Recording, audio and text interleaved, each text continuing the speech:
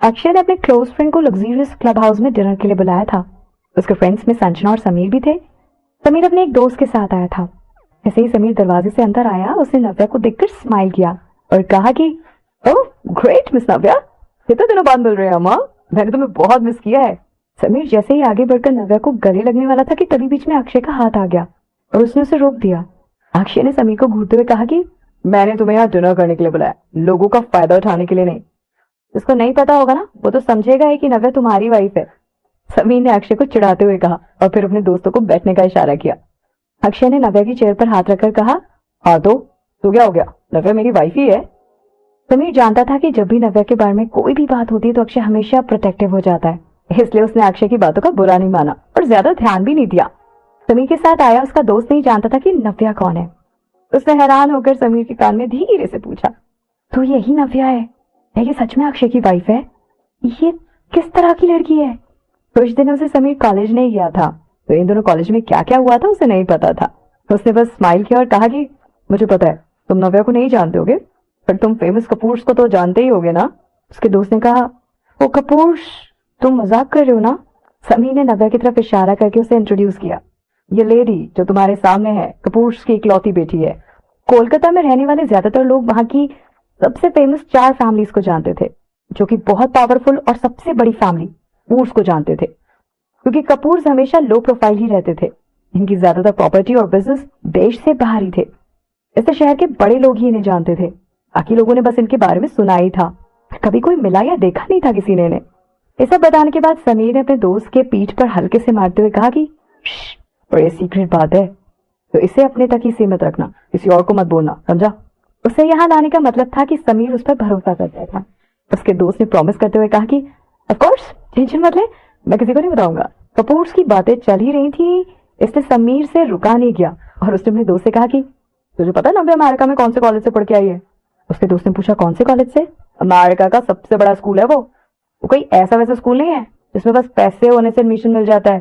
तुझे याद है जब मेरे घर वाले भी मुझे अमेरिका भेजना चाहते थे पढ़ने के लिए, पर मेरा वहां एडमिशन नहीं हो पाया क्योंकि कपूर्स ने नव्या का एडमिशन वहां करवा दिया था। अब खुद सोच ले इन लोगों की पहुंच कहां तक है।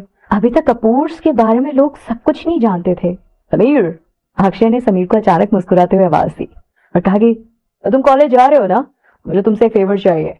अक्षय को ऐसा मुस्कुराते हुए देख समीर काफी एक्साइटेड हो गया और पूछा कि क्या फेवर चाहिए? अक्षय ने अपने ग्लास में वाइन डालते हुए कहा कि एक बहुत ही खास और इंटरेस्टिंग फेवर। अगले दिन हर रोज की तरह जब सब लोग कॉलेज आ रहे थे, अचानक बाहर सारी कार बिरला हाई के एंट्रेंस पर आकर रुक गई। लैम्बोर्गिनी, बीएमडब्ल्यू, मेबैश, बुगाटी, सभी कार्स, बस करोड़ों की स्पोर्ट्स कार ही नहीं बल्कि लिमिटेड एडिशंस भी थे, जो कि बाहर मार्केट से खरीदना बहुत मुश्किल था। सारी कार तेजी से एक साथ आई और लाइन में कॉलेज गेट पर आकर रुक गई। कार से कुछ लोग उतरे, उन्हें देखने के लिए भीड़ इकट्ठी हो गई। भीड़ के बीच में कार में से नव्या और अक्षय कुछ लोगों के साथ निकले। किसी को समझ ही नहीं आ रहा था कि ये हो क्या रहा है। क्या आज तक कभी किसी ने ऐसा कुछ देखा था?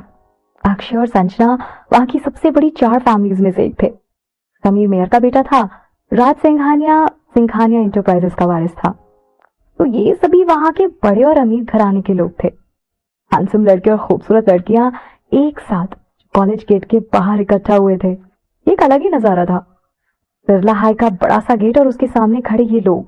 वहां से गुजरने वाला कोई भी देखता तो यही सोचता कि शायद करण जौहर की किसी फिल्म की शूटिंग होने वाली है। पर सब लोग कंफ्यूज थे कि आखिर वहां हो क्या रहा है। नव्या जिस परिवार से थी, वो लोग नव्या के साथ चलने के भी लायक नहीं थे, और अगर साथ में चल भी रहे थे तो क्या नव्या को उनके पीछे नहीं चलना चाहिए था? तो नव्या सबसे बीच में क्यों खड़ी थी? और उससे भी हैरानी वाली बात यह थी कि अक्षय उसके लेफ्ट में और संजना उसके राइट में खड़े थे। संजना ने नव्या का हाथ पकड़ा हुआ था और समीर अक्षय के सामने से नव्या के पास आया और नव्या से बात करने की कोशिश की। बात करने का तरीका बहुत ही शांत और बहुत अच्छा था। तो क्या हो रहा था वहां पे? वहां खड़े सभी लोग बहुत हैरान थे। समीर ने मुस्कुराते हुए कहा कि हमारा ये एंट्रेंस बहुत ही खास है, मुझे पहले ही पता होना चाहिए था और मुझे किसी को भी ये सब रिकॉर्ड करने के लिए बोलना चाहिए था, क्योंकि उनके लिए ये सब फिर से करना और लोगों को ये रिएक्शंस दिखाना दोबारा से थोड़ा मुश्किल हो जाएगा। संजना ने हंसते हुए कहा, तुम्हें इस बारे में परेशान होने की जरूरत नहीं है, भीड़ में किसी ने जरूर रिकॉर्ड किया होगा। ये तो होना ही था, जैसे कि उन्हें लगा था। उनकी एंट्रेंस पहले ही किसी ने रिकॉर्ड कर ली थी और ये सब बढ़ा चढ़ाकर पूरे कॉलेज में फैल भी गई थी। नव्या को समझ नहीं आ रहा था कि वो हंसे या फिर रोए। उसने पूछा, क्या इन सब चीजों से इतना हाइप हो जाता है? उनका इंटरेस्ट बहुत बड़ा हो गया था और सबकी नजरें उन पर थी, जिसकी वजह से नव्या को थोड़ा अजीब लग रहा था। अगर नव्या ने ऐसा कहा कि वो उनके साथ नहीं चलना चाहती तो क्या सब उससे गुस्सा करेंगे? अक्षय ने आराम से नव्या के कंधों पर अपना हाथ रखा और स्माइल करते हुए पूछा, अपना पावर और प्रेस्टीज दिखाकर कैसा लग रहा है? अब खुश हो ना तुम? बिरला हाई के इतिहास में नव्या ही सिर्फ ऐसी पहली स्टूडेंट थी जिसे इतना बड़ा सम्मान मिला था।